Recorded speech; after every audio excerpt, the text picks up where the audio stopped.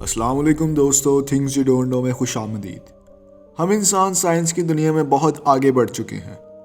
روز کوئی نہ کوئی نئی ایجاد سامنے آ رہی ہے اور انسان دن بدن ترقی کر رہا ہے۔ لیکن کیا انسان اکیلا ہے جو سائنس میں بہت آگے ہے، یا اس کائنات میں کوئی اور بھی ہے جو ہم سے بھی ٹیکنالوجی میں آگے ہے؟ دوستو، میں ایلینز کی بات کر رہا ہوں۔ اس کائنات میں 15 بلین سے بھی زیادہ گیلیکسیز ہیں، جن میں سے ایک گیلیکسی کے چھوٹے سے پلانٹ پر ہم رہتے ہیں۔ اب سوال یہ ہے کہ کیا باقی کی گیلیکسیز پر کوئی نہیں رہتا؟ دوستو، ایسے کئی واقعات پیش آئے ہیں جب دوسری گیلیکسی سے ایلینز ہماری دنیا پر آئے۔ اب اس بات میں کتنی سچائی ہے اور ایسا کب ہوا، میری آج کی ویڈیو اسی بارے میں ہے۔ لیکن ویڈیو دیکھنے سے پہلے ہمارے چینل کو سبسکرائب ضرور کر لیں اور بیل آئیکن کو بھی دبا دیں تاکہ ہماری اسی طرح کی انٹرسٹنگ ویڈیوز آپ تک پہنچتی رہیں۔ دوستو، 1976 میں ناسا کے وائکنگ مارس لینڈر نامی اسپیس کرافٹ نے ایک بہت ہی عجیب انکشاف کیا۔ اسے پلانٹ مارس کی زمین سے میتھین کے مالیکیولز ملے۔ جب اس نے وہاں کی مٹی کے سیمپلز کا ٹیسٹ کیا تو پتہ چلا کہ مارس کی مٹی میں ریڈیو ایکٹیو میتھین گیس ہے، جو کہ اس بات کا ثبوت ہے کہ وہاں زندگی کے آثار ہیں، یعنی وہاں کوئی مخلوق رہتی ہے۔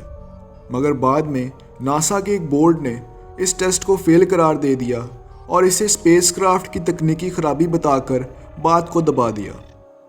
اگست 1977 میں اوہایو اسٹیٹ یونیورسٹی کے اسپیس ٹیلیسکوپ نے ایک بہت ان یوزول ریڈیشن پلس کو ڈیٹیکٹ کیا۔ یہ سگنل اسپیس میں سیجیٹیریس کانسٹلیشن کے پاس سے آ رہے تھے اور قریباً 37 سیکنڈ تک رہے۔ جب ان سگنلز کو سائنٹسٹ نے مانیٹر کیا تو ان سگنلز کی آواز ووو جیسی تھی۔ یہ سگنلز جس فریکوینسی کے تھے وہ فریکوینسیز ہماری دنیا میں استعمال نہیں کی جاتی، اور جہاں سے یہ فریکوینسیز آ رہی تھیں وہ سٹار قریباً 220 ملین لائٹ ایئرز دور ہے، یعنی وہاں سے کوئی ایک بہت ہی پاورفل ٹرانسمیٹر کی مدد سے ہم سے رابطہ کرنے کی کوشش کر رہا ہے۔ 1984 میں AIH 8400 نامی ایک میٹیورائٹ ہماری دنیا سے ٹکرایا اور انٹارکٹیکا میں جا گرا۔ ایسٹرونامرز کے مطابق یہ میٹیورائٹ پلانٹ مارس کا ایک حصہ ہے اور ایک قریبی ستارے سے ٹکر ہونے کی وجہ سے مارس سے ٹوٹ کر اسپیس میں چلا گیا اور اسپیس سے ہوتا ہوا ارتھ پر آ گرا۔ جب ناسا کے سائنٹسٹ نے اس میٹیورائٹ پر اپنے ٹیسٹ کیے تو ان کو ایک چونکا دینے والی بات معلوم ہوئی۔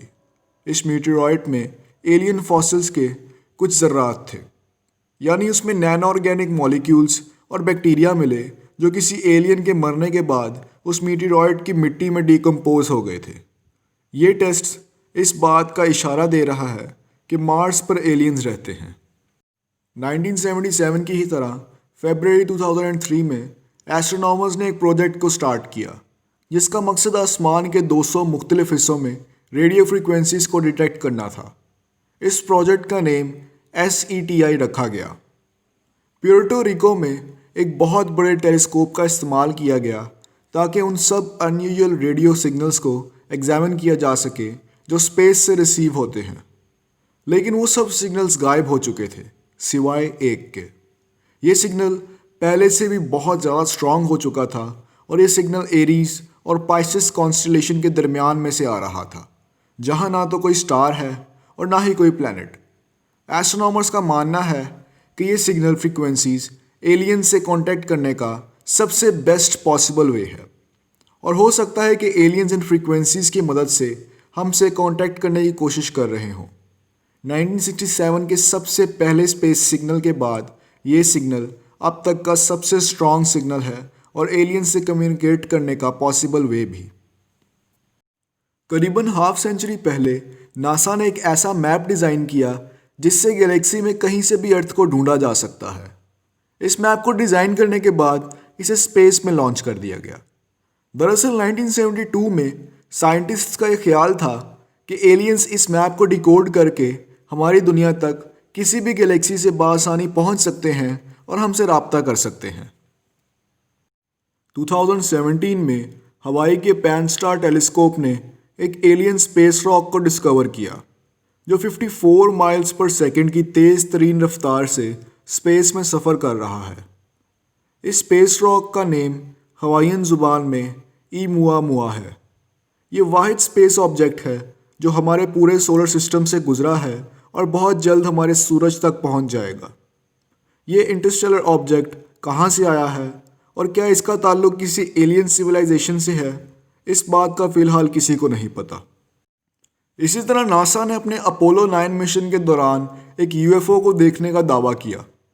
اس triangle shape U F O کی پکچر بھی سامنے لائی گئی جس میں یہ ڈارک براؤن کلر کا ہے اور ایک اڑتا ہوا اسپیس شپ دکھائی دے رہا ہے۔ ابھی حال ہی میں U S department of defence نے ایک ویڈیو دنیا کے سامنے منظر عام کی جس میں ایک نیوی پائلٹ کے ریڈار فوٹیج پر واضح طور پر ایک یو ایف او دکھائی دے رہا ہے۔ اور ایسے ہی روڈوپ اسکل ہے جس نے پوری دنیا کو حیرت میں ڈال رکھا ہے۔ یہ اسکل ساؤدرن بلگیریا میں پائے جانے والے روڈوپ ماؤنٹینز میں سے ایک آدمی کو ملا تھا۔ یہ ایک الپٹیکل شیپ میٹل آبجیکٹ کے پاس زمین میں دفن تھا اور ٹیسٹس کے بعد سائنٹسٹ نے یہ بات بھی کنفرم کر دی کہ یہ اسکل نہ تو کسی انسان کا ہے اور نہ ہی کسی جانور کا۔ دوستو، ایلینز کا وجود سچ میں ہے یا یہ سب صرف ایک متھ ہے، یہ بات صرف اللہ کی ذات جانتی ہے۔ اگر آپ کو ویڈیو پسند آئی ہو تو ویڈیو کو لائک کریں اور کامنٹ سیکشن میں ویڈیو کے بارے میں اپنی رائے کا اظہار کریں۔ اپنا بہت زیادہ خیال رکھیں۔ اللہ حافظ۔